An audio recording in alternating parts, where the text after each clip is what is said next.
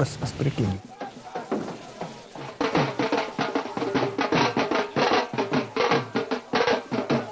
बधाई।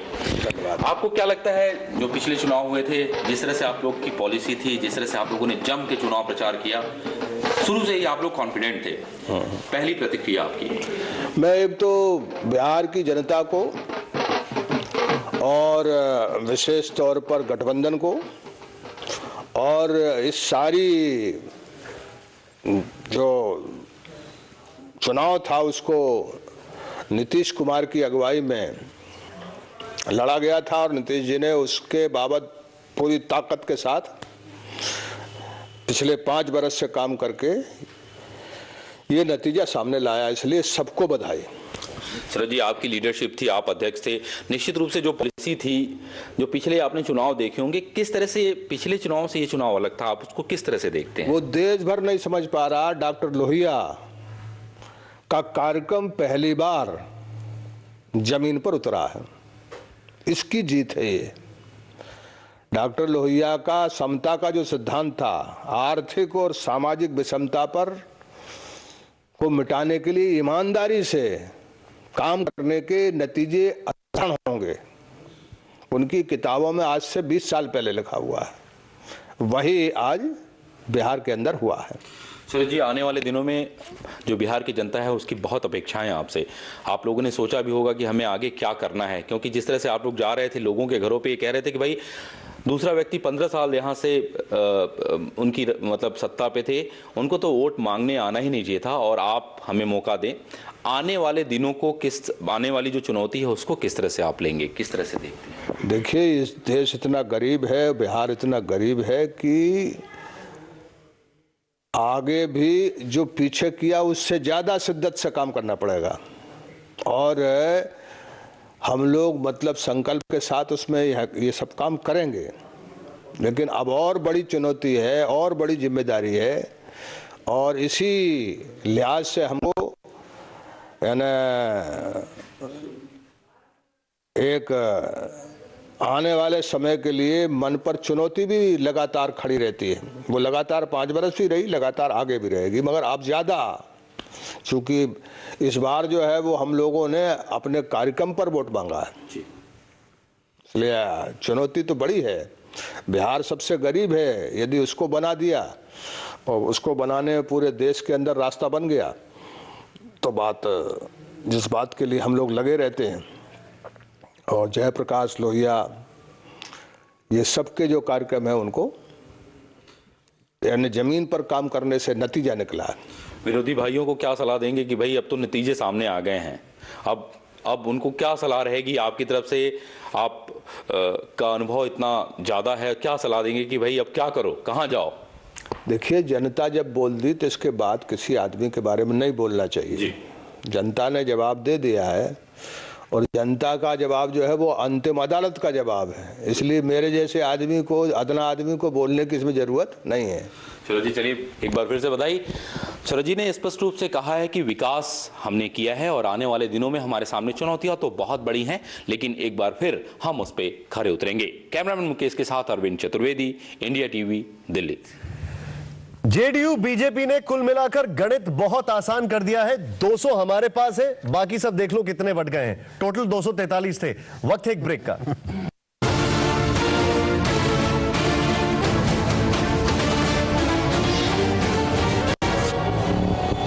इस वक्त की बड़ी खबर हम आपको बता रहे हैं, आंकड़े बड़े सरल हो गए। ये देखिए, सबसे ऊपर आंकड़ा 200 का, 200 डबल सेंचुरी मार चुकी है जेडीयू और बीजेपी कंबाइन। लेकिन उसके अलावा क्या कहना है उन लोगों का जो एक जमाने में हुआ करते थे आरजेडी के साथ, और उनके आंकड़े अभी बहुत कमजोर हो गए और अब हैं जेडीयू के साथ, और थिंक टैंकर्स हैं। शिवानंद तिवारी की हम बात कर रहे हैं, आइए देखते हैं।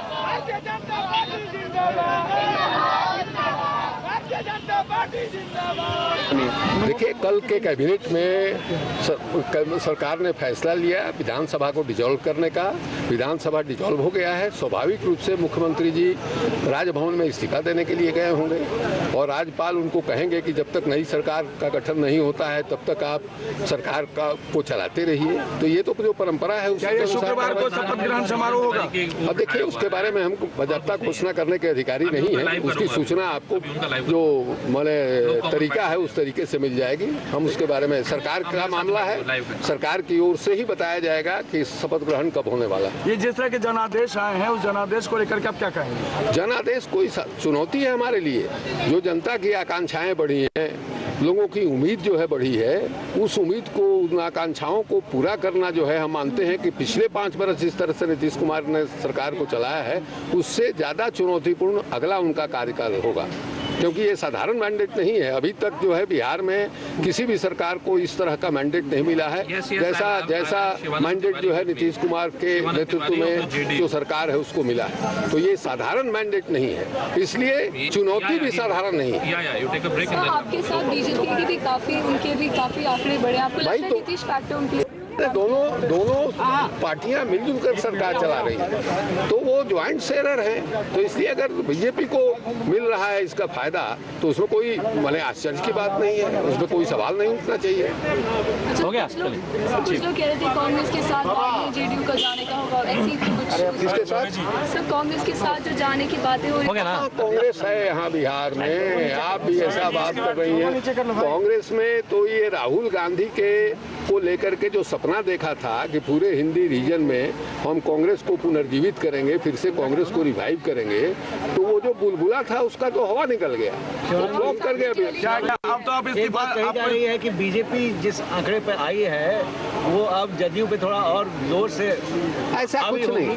देखिए, हम तो ये कहेंगे कि जो भारतीय जनता पार्टी का देश का नेतृत्व है, उसको जो बिहार का मॉडल है, उस मॉडल को राष्ट्रीय स्तर पर अडॉप्ट करना चाहिए। अगर सचमुच राष्ट्रीय स्तर पर बीजेपी ने बिहार मॉडल को अडॉप्ट किया, तो 2014 का जो लोकसभा का चुनाव है, उसमें वो गंभीर चुनौती यूपीए सरकार को पेश कर पाएगी। और हमको लगता है कि फिर से भारतीय जनता पार्टी को के गठबंधन को सरकार बनाने का मौका जो है दिल्ली में मिल सकता है। हो गया। राबड़ी देवी दोनों जगहों से पीछे चल रही है, तो इसमें कहाँ कोई आश्चर्य की बात है? मैंने पहले भी कहा था, जो वहाँ से खबरें मिल रही थी उसके आधार पर मैंने कहा था कि राबड़ी देवी दोनों जगहों से हार रही है। और हमको चिंता जो है लालू यादव के बारे में है। लालू यादव हमारे पुराने मित्र रहे हैं। जिस तरह से परसों प्रेस कॉन्फ्रेंस बुला करके उन्होंने मीडिया को गाली दिया, और जो एग्जिट पोल निकला उसकी खिल्ली उन्होंने उड़ाई। अभी जो सचमुच का नतीजा आया है, इस नतीजा को वो किस ढंग से ले रहे होंगे, इसको लेकर के हमारे मन में चिंता है। बदले से अंदाज है सरकार के, क्योंकि सरकार बनाने का इरादा है और इरादा पक्का है। शुक्रवार को शपथ ग्रहण है। इस वक्त हमारे साथ 2 और मेहमान जुड़ चुके हैं। प्रदीप सौरभ जी हैं, स्वागत है आपका। प्रदीप जी, श्रवण गर्ग जी हमारे साथ जुड़ चुके हैं, आपका भी स्वागत है। लेकिन यशवंत जी, क्या कहेंगे आप? बिल्कुल बदले से हैं, और शिवानंद तिवारी जी किसी समय जो है एडवाइजर और सब कुछ कह सकते हैं, लालू जी के हुआ करते थे, और इस समय अब मास्टरमाइंड माने जाते हैं जनता दल यूनाइटेड के। मेरे ख्याल से सुधीर भाई आप कुछ कहना चाहें अगर इसके ऊपर? तो देखिए, मैं इस पूरे चुनाव में कहूँगा कि अगर हम लोग किसी एक व्यक्ति के बारे में या एक संस्था के बारे में बात नहीं कर रहे, वो ये है इलेक्शन कमीशन।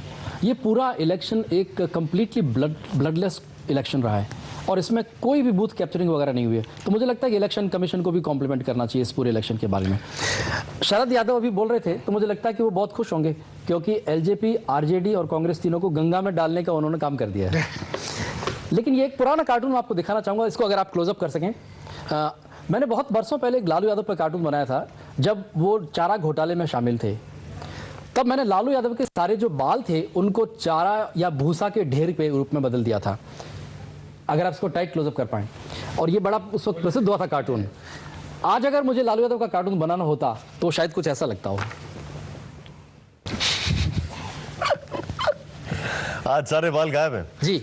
और ये जो कार्टून है, इसमें अभी जो मैं समझता हूँ कि इसको समाप्त करता हूँ पूरे को मैं स्टूडियो से जाने से पहले, कि आरजेडी की जो एक बहुत बड़ी कॉमेडी फिल्म पिछले 15 साल से चल रही थी और 5 साल से उतर गई थी, इस वक्त इन्होंने फिर लॉन्च की थी एक बहुत बड़ी कॉमेडी फिल्म, जिसमें हीरो थे लालू यादव और हीरोइन थी राबड़ी देवी। लेकिन ये कॉमेडी फिल्म इस बार बैलेट बॉक्स ऑफिस पे पूरी तरह से पिट चुकी है।